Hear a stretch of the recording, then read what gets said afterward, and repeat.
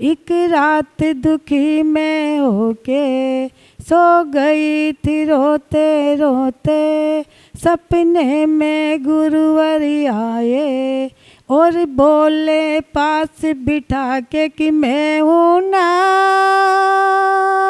क्यों चिंता करती हो मेरे होते, क्यों डरती हो कि मैं हूँ ना, क्यों चिंता करती हो मेरे होते, क्यों डरती हो। जब गुरुवर को देखा धीरज हमने खोया, ओ, ओ, जब गुरुवर को देखा धीरज हमने खोया, लिपट गई चरणों से फूट फूट कर रोए, मुस्का के होले होले गुरुवर भक्तों से बोले, मुस्का के होले होले गुरुवर भक्तों से बोले कि मैं हूँ ना, क्यों चिंता करते हो मेरे होते, क्यों डरते हो। अब हम सभी गुरुदेव से निवेदन करेंगे, हे गुरुदेव आप अपनी मंगल वाणी से हमें प्रवचन देकर हमें धर्म की राह में और आगे ले जाएं और हमें धर्म का मार्ग बताएं। नमोस्तु महाराज जी, नमोस्तु महाराज जी, नमोस्तु महाराज। ओम नमः सिद्धेभ्यः।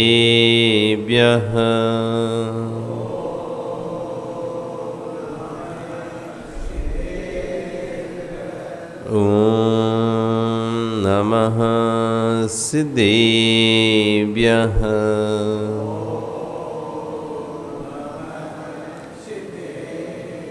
ओम नमः सिद्धेभ्यः।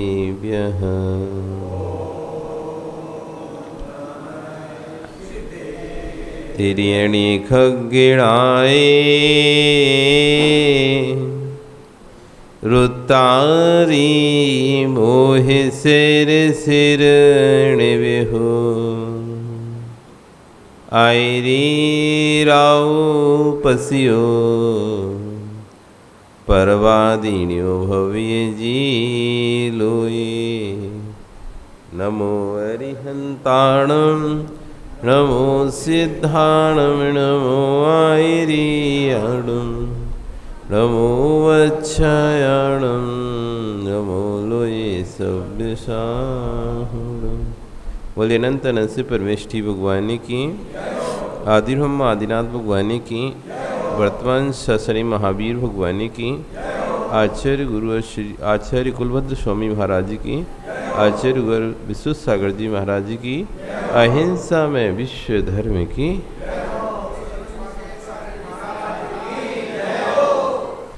बंधु, वर्तमान शासन न्यायिक वर्धमान स्वामी के शासन में तीर्थंकर प्रभु की चरण निश्रा में बैठकर हम सभी जिन देशना का श्रवण कर रहे हैं। ये जिनेन्द्र वाणी मनीष्यो जगत कल्याणी है। आचार्य भगवान कुलभद्र स्वामी महाराज ग्रंथराज सार समुच्चय में आत्मा की शुद्ध दशा की विवेचना करते हैं। लोचन शुद्ध है तो वस्तु पवित्र दिखाई देगी। लोचन समझते? लोचन मतलब होता है आँख। लोचन शुद्ध है तो वस्तु पवित्र दिखाई देगी, और लोचन शुद्ध नहीं है, लोचन स्पष्ट नहीं है तो वस्तु भी स्पष्ट नहीं दिखाई देती। जिस व्यक्ति को पीलिया रोग हो जाता है, पांडु रोग जिसे कहते हैं, पीलिया रोग हो जाता है, उसे हर वस्तु, दूध भी पीला दिखाई देता है, सफ़ेद भी पीली क्यों दिखाई दे रही है? क्यों? आँखों में पीलिया रोग हो चुका है, और जिसको पीलिया रोग हो गया है उसको हर वस्तु पीली दिखाई देती है। लोचन साफ हैं तो वस्तु जैसी है वैसी दिखाई देगी, और लोचन यदि खराब है, आप पे आँख पे चश्मा लगा है, आपको एक निश्चित दूरी की, बिना चश्मे के एक निश्चित दूरी की वस्तु दिखाई देती है, और यदि चश्मा हटा दिया जाए तो आपको वस्तु सामने वाली, आप कहोगे है ही नहीं वस्तु, वो वस्तु है ही नहीं। कोई कहेगा देखो यहाँ पे कीड़े चल रहे हैं, आपको यदि चश्मा नहीं है तो आपको नहीं, कहाँ चल रहा है, हमको तो कोई नहीं दिखाई दे रहा है, हमको जो कुछ ही नहीं दिखाई दे रहा। यदि आँख की रोशनी व्यवस्थित होगी तो आपको सूक्ष्म जीव भी दिखाई देने लगेगा, और यदि आँख की रोशनी व्यवस्थित नहीं है तो सूक्ष्म जीव आपको नहीं दिखाई देंगे। इसलिए लोचन साफ करने की आवश्यकता है, आलोचना करने की आवश्यकता है। आत्मवंचना तो तभी हो चुकी होती है जब पाप करने का भाव मन में आता है। व्यक्ति के अंदर जब पाप करने का भाव आता है तभी वह अपनी आत्मा की वंचना कर लेता है। आत्मनिंदा तो उसकी तभी हो चुकी होती है जब वो पर की निंदा करने के भाव करने लगता है। जो चित्त की प्रशंसा, हृदय को गदगद भाव निर्दोषता में होता है, वह सदोषता में नहीं होता। एक ग्रास भी यदि आपने छिपकर उठाकर खा लिया तो मन में ठेस रहेगी, विकल्प रहेगा, क्या है, पूरा भोजन करके आना कोई विकल्प नहीं होगा, लेकिन एक चीज़ बिना पूछे खा लेना। आप पूरा भोजन कर लो, आप कोई विकल्प नहीं है सबके सामने, लेकिन एक चीज़ बिना किसी से पूछे चुपचाप टाक खाओ। आपके अंदर एक विकल्प बनेगा, आज तो हमने ये बिना उठाए बोले ये वस्तु खा ली, ये वस्तु को खा लिया, कोई को पता ना चल जाए। जब जब उस बात उसके बारे में कोई पूछेगा ये कम वस्तु कम हो गई, ये दिखाई नहीं दे रही, कहाँ गया। बचपन में थे तो कोई चीज़ रसोई घर से उठा के खा लो चुपचाप, रसगुल्ला खा लिया, कुछ भी खा लिया, पता नहीं चला माँ को। अब जब जब पूछती थी कहाँ गया रसगुल्ले इसमें से, अंदर आता है कोई पता ना चल जाए किसी को कि हमने रसगुल्ला खा लिया उठा के।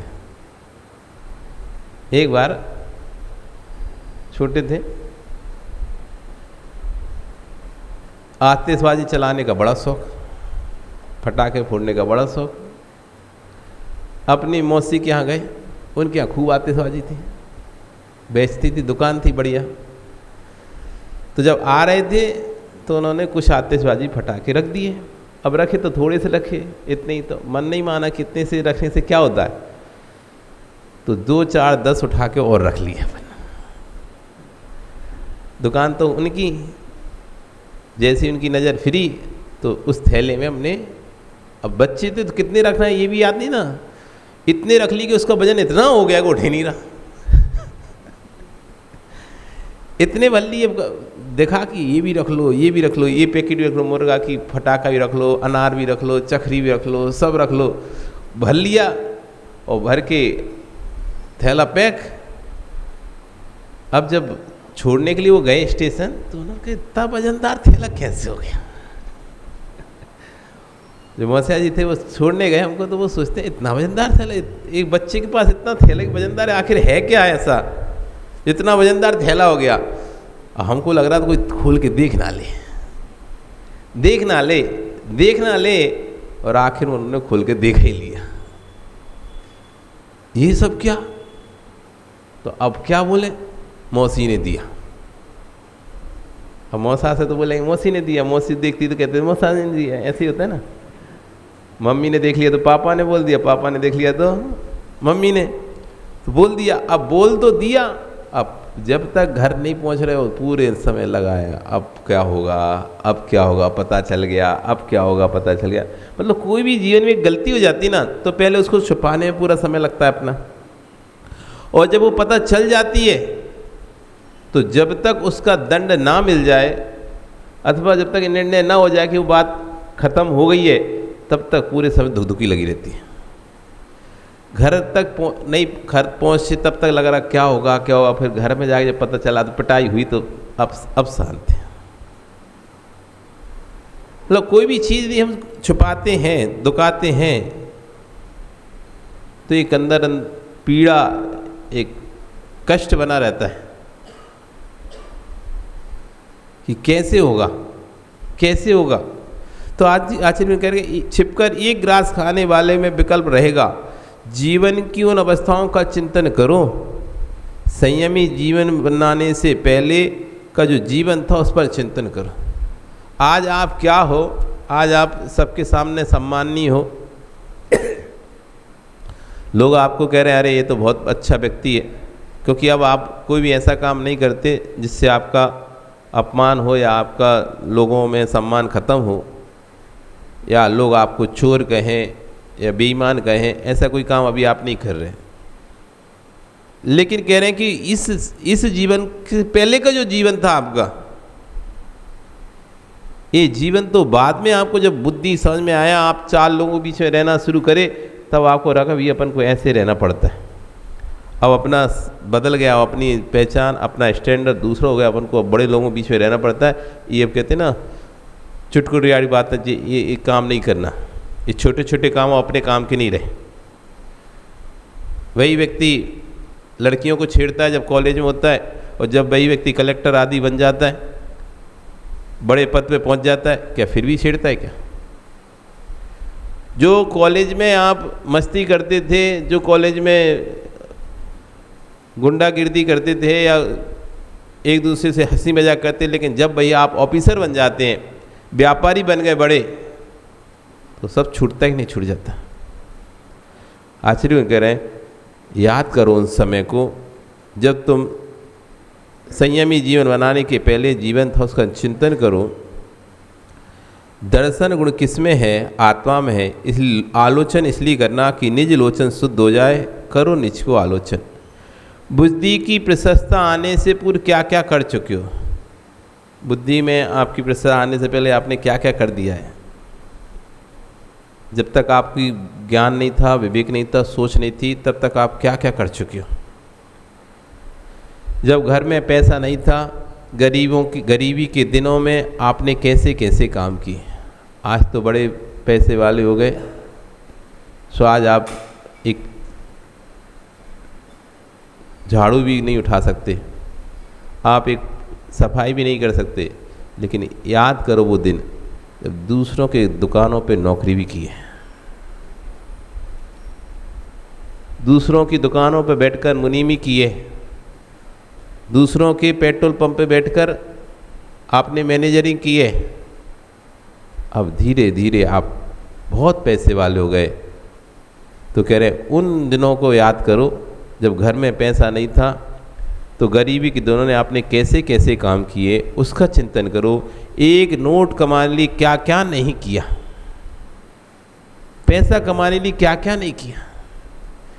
उस और जीव मुस्कुरा कर आता है, जन्म देने वाली माँ के साथ भी दगा कर देता है पैसा। जिसने तुझे अंगुली पकड़कर चलाना सिखाया था, जब तू चलना नहीं जानता था तो तुझे पिता ने कंधे पर बिठाल कर चलना सिखाया था, उस पिता को भी जगह दे देता है तेरा लोभ, तेरा पैसा। 50 रुपया भी बड़े भैया को अधिक मिल जाए तो छोटे भैया की हालत देखो। ऐसा महत्वपूर्ण है पैसा, जिसे तू पिताजी पिताजी कहकर पुकारता था, पड़ोसी से तो अच्छा बोल लेता है, पर पिता तुझे 50 रुपये नहीं दे पाए, पिता तेरा शत्रु बन गया। उन अवस्थाओं को निहारो। ये हमारे वक्ताओं को तत्व के भावात्मक उपदेश और भावनात्मक सुधार की आवश्यकता की व्याख्या करना चाहिए। आचार्य कह रहे हैं कि बाहरी क्रियाओं की व्याख्या बाद में होना चाहिए, पहले भावात्मक प्रवचन होना चाहिए। अंतरंग को झकझोरने वाले प्रवचन होना चाहिए कि हम करें क्या, हमने अपने जीवन में कितनी कितनी गलतियां की हैं। यदि एक बार कॉफ़ी लेकर बैठ जाएं हम और याद करें शुरू से लेकर आखिरी तक, अभी तक की, हम रो बैठेंगे, आंखों से आंसू निकल जाएंगे। क्या किया है मैंने, किसको नहीं ठगा है? जगत में ऐसा कौन सा जीव है जिसको मैं ठगा नहीं हूं? तब आपको समझ में आएगी मैंने तो ना तो माँ को छोड़ा, ना पिता को छोड़ा, ना भाई को छोड़ा, ना रिश्तेदारों को छोड़ा है, यहाँ तक कि ना तो मैंने प्रभु को छोड़ा ना मैंने गुरु को छोड़ा। मैं हर व्यक्ति को ठगा है, हर व्यक्ति की प्रति मैंने बुराई के भाव अंदर लेके आया हूँ। थोड़ा सा भी मेरे साथ ऊंच नीच हुआ, मेरी थोड़ी सी बात नहीं मानी गई अथवा मेरी थोड़े से मुझे डांट क्या दिया गया, मैंने तुरंत तो आम सामने वाले व्यक्ति के प्रति खराब भाव कर लिया। जैसे ही मेरी इच्छाएं पूर्ति नहीं हुई, चाहे वो मेरा पिता क्यों ना हो, पिता ही डांटते रहते। अब देखो तब बड़े भैया को कभी नहीं डांटते, बहुत भेदभाव करते हमारे साथ। हम उस पिता के बारे में सोच रहे हैं जो पिता ने बढ़ाया, पलाया, पोषा, बड़ा किया, जिसके सम्मान करते थे, उसके बारे में बुरा सोच रहे हैं कि बड़े भैया को चाहते हुए तो कुछ नहीं है, फालतू में हमको तो इतना हो गया, देख लिया हमने इतने दिनों से, कुछ नहीं है, उसके बारे में बुरा सोच लेते हैं। यहाँ तक कि गुरु के बारे में भी, जिनसे दीक्षा लिए, जिनसे शिक्षा प्राप्त किए, दूसरे शिष्य, अरे वे तो ऐसे ही हैं, हम देख रहे हैं, इतने दिन से उनके साथ रह रहे हैं, इतने सालों से उनके साथ रह रहे हैं, कुछ नहीं है, मायाचारी करते हैं, वो भी ऐसा करते हैं, वो भी वैसा करते हैं। क्यों ये सब क्यों बातें आ रही हैं? मेरी इच्छाओं की पूर्ति उनसे नहीं हो पा रही है। जो मैं चाह रहा था उन्होंने वैसा नहीं किया, जो मुझे चाहिए था उन्होंने मुझे नहीं दिया, दूसरे को दे दिया। बस अब हमारे अंदर उनके प्रति भी विद्वेष आ जाता है, और फिर दोबारा से उन्होंने तुम्हारी इच्छा की पूर्ति कर दी, फिर राग आ गया, फिर उनकी बड़ाइयाँ करने शुरू कर दी। इनसे अच्छा तो कोई है ही नहीं है, ये बहुत अच्छे हैं, बहुत बढ़िया है, बहुत सुंदर है। उन चीज़ों को माँ से माँ कहने में हिचक लगती है बच्चों को। बोलो कि एक बार लड़ चुका था तो अब मैं माँ कैसे बोलूँ, माँ से ही माँ नहीं कह पा रहा है और पिता से पिता नहीं कह रहा है। कहीं तत्व उपदेश सुनकर कसाय रुझ पड़े तो अब उसे शर्म आती है कि मैं कैसे बोलूँ फिर से। हाँ, ऐसा ही होता है। कसाय की मंदता में भाव भी करे कि अब मुझे बोल लेना चाहिए, पिता से कभी झगड़ा हो जाए, पिता से बोलना मत छोड़ना, नहीं तो पिता की अंतिम श्वास आएगी तब भी नौकार सुनाने में हिचक आएगी। क्या कह रहे हैं, घर किसी व्यक्ति से यदि आपका लड़ाई झगड़ा हो जाता है, यदि आप उससे बोलना छोड़ देते हो ना, और फिर भी यदि बाद में ऐसा आता है नहीं अब तो बोल लेना, लेकिन फिर एक हिचक होती है, कैसे बोले, इतने सालों से तो बोले ही नहीं, इतने दिनों से तो हम बोले ही नहीं, अब कैसे बोले, क्या ही कहेगा, वो कहेगा वाह जब हम मर रहे हैं तब बोलने आए, तो तब से नहीं आए। आदमी सोचता रहने दो, इतने दिन नहीं बोले तो और नहीं सही, क्या ही है, बड़ी हिचक होती है, इसलिए बोलना कहीं मत छोड़ो। एक दिन हमने लिखा था, लड़ लो झगड़ लो, कितना भी कुछ भी कर लो, लेकिन बोलना मत छोड़ो। बोलते रहोगे तो सुलह होने के चांस पूरे पूरे बने रहेंगे और हिचक नहीं होगी कभी भी। और यदि बोलना बंद कर दोगे ना तो सुलह के चांस पूरी तरह से ख़त्म हो जाएंगे, और फिर जब बाद में बोलने की बात आएगी ना तो बड़ी हिचक होगी आपको बोलने की, कैसे बोलूं, कैसे मैं जाऊं, कैसे मैं कहूं। यदि बोलते रहो।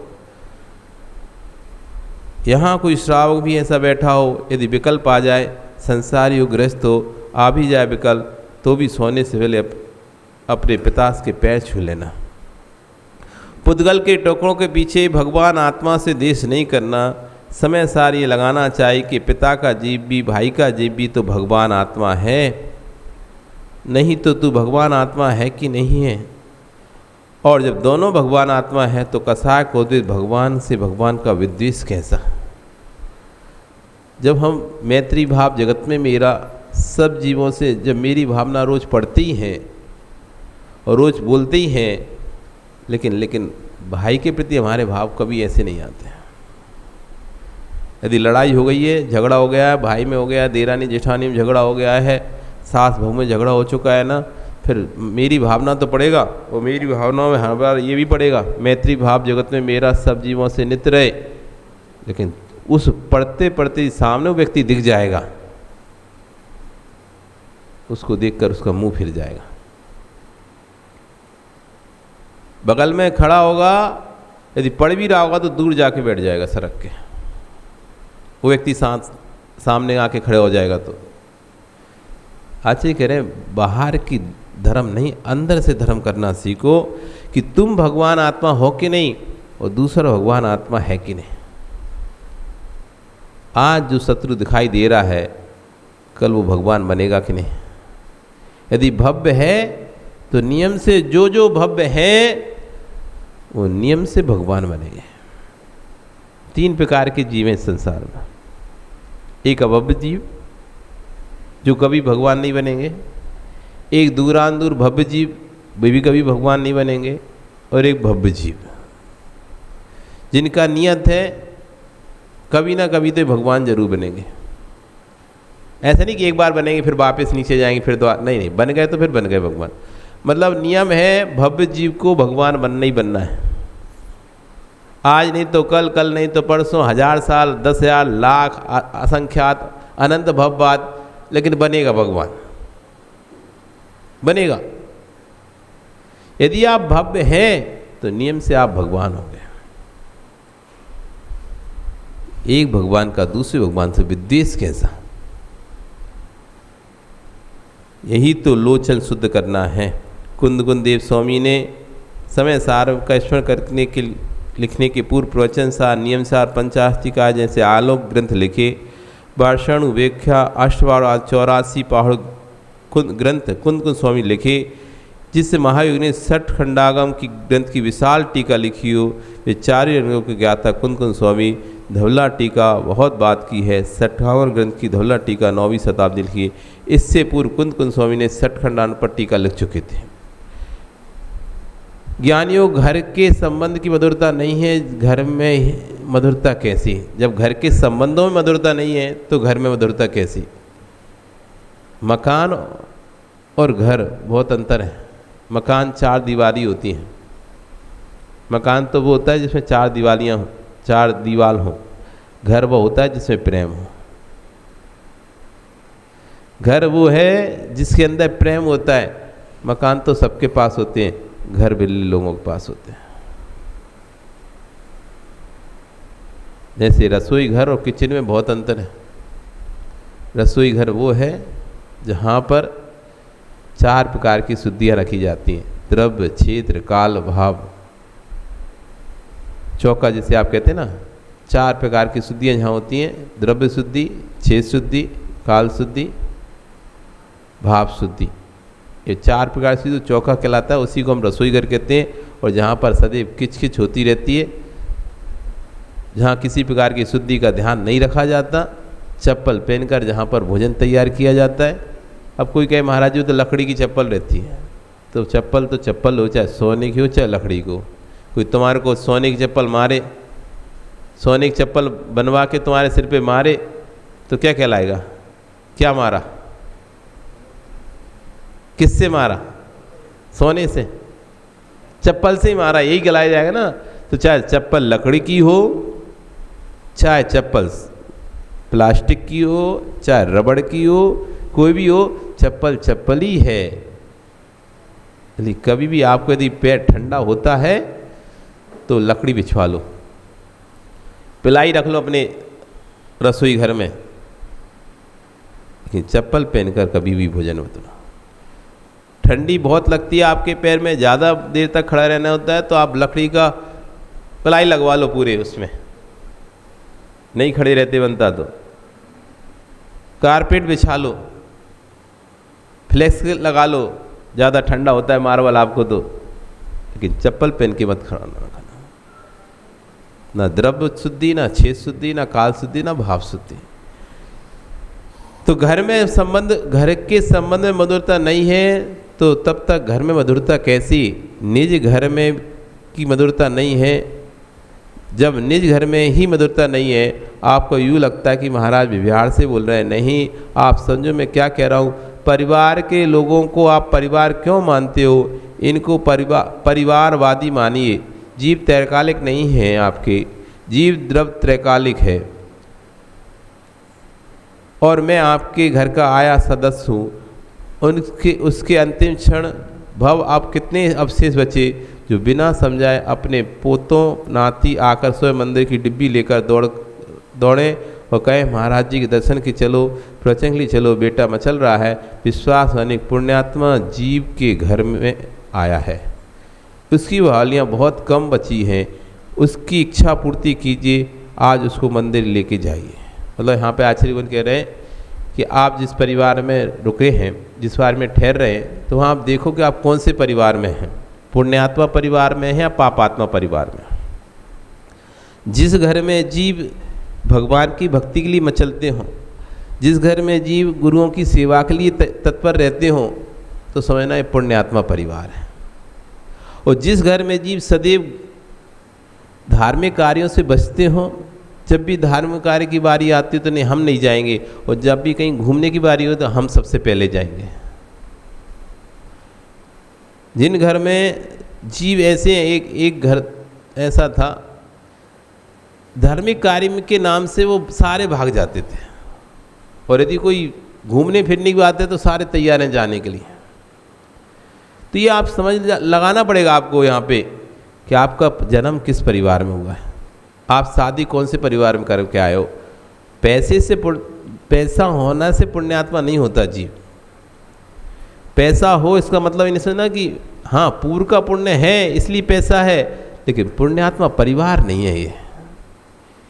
ये पुण्य से पाप कमाने वाला परिवार है। पुण्यात्मा परिवार वो कहलाता है जो पुण्य से पुण्य कमाता है। जो पुण्य से पाप कमाए वो पुण्यात्मा परिवार नहीं है। हम अपने पुण्य से पुण्य कमा रहे हैं कि पाप कमा रहे हैं, ये हमें सोचना पड़ेगा। यदि पुण्य से पुण्य कमा रहे हैं तो वास्तव में जो हमारा परिवार नियम से पुण्यात्मा है, और जितने जीव जो यहाँ पर इकट्ठे हुए हैं ये पूर्व के पुण्यात्मा हैं, उनकी भावावलियाँ बहुत कम है। इसलिए आचार्य भगवान कह रहे हैं उनकी बढ़िया खूब सेवा कर लो। तो एक दूसरे से मैत्री बना रखो, इनमें से कोई ना कोई नियम से भगवान बनने वाला है आगे जाके। जिस घर में सुबह से धर्म की चर्चाएं होती हैं, मंदिर की डिब्बी उठाई जाती है, एक पति कह रहा है हम अभिषेक करने जा रहे हैं, पत्नी कह रहा है हम पूजन करने जा रहे हैं, माता पिता कह रहे हैं हम भी चलेंगे, हम भी जा रहे हैं, बच्चे कह रहे हैं हमको भी लेके चलो, आज संडे है, रविवार है, आज हमारी छुट्टी है, हम भी जा रहे हैं, हम भी अभिषेक करेंगे, हम भी साधु को आहार देंगे, दर्शन करेंगे। अब बताओ इसमें हर व्यक्ति के परिणाम जहाँ पूर्णभूत हो रहे हैं, ये परिवार पुण्यात्मा जीवों का है कि नहीं है? नियम से है, इसमें कोई शक नहीं है। जो पिता आज जीव द्रव्य मान करके संतान के प्रति शुभ भाव रख रहा है और जिनालय की ओर ले जा रहा है, वृद्धावस्था में बेटा भी तुमको श्री मंदिर के दर्शन कराएगा। पिता से कह रहे कि पिता यदि बच्चों को मंदिर लेके आता है तो कह रहे वृद्धावस्था में बेटा भी तुमको मंदिर जरूर लेकर आएगा। इसलिए माँ जितने अच्छे से स्कूल के लिए तैयार करती हो बेटे को, उसने अच्छे से जिनालय के लिए भी तैयार किया करो। जैसे स्कूल के लिए चिंता से तैयार करते हो ना, ऐसी जिनालय के लिए भी तैयार किया करो। सम्यक के साधन बनो, निहारो निज की ओर, पुद्गल के एक टुकड़े के अर्जन में राग में कितने भविष्य के भगवान के प्रति अशुभ भाव किए हैं। एक का पक्ष लिया, दूसरे का विपक्ष लिया था, पर हे ज्ञानी स्वाभ से देख लेते तो तेरे दोनों ही भिन्न थे, दोनों ही तेरे काम में नहीं आएंगे। पर पक्ष में जो संश्लेष परिणाम किए थे उनसे जो कर्म आश्रय हुआ था वह तेरे काम अवश्य आएगा। चाहे किसी के अपने पक्ष में तुमने संश्लेषता की हो, चाहे दूसरे के पक्ष में संश्लेषता की हो, उस संश्लेषता वे दोनों ही पक्ष अपने काम में नहीं आने, लेकिन उन पक्षों के राग में और द्वेष में जो कर्म का आश्रय किया है वो जरूर हमारे काम में आएगा, उसका फल हमें जरूर भोगना पड़ेगा। इस तरह आचार्यगण कह रहे हैं कि संश्लेषता मत करो। आपका समय हो गया, शेष चर्चा कल करेंगे। बोली भगवान महावीर स्वामी की।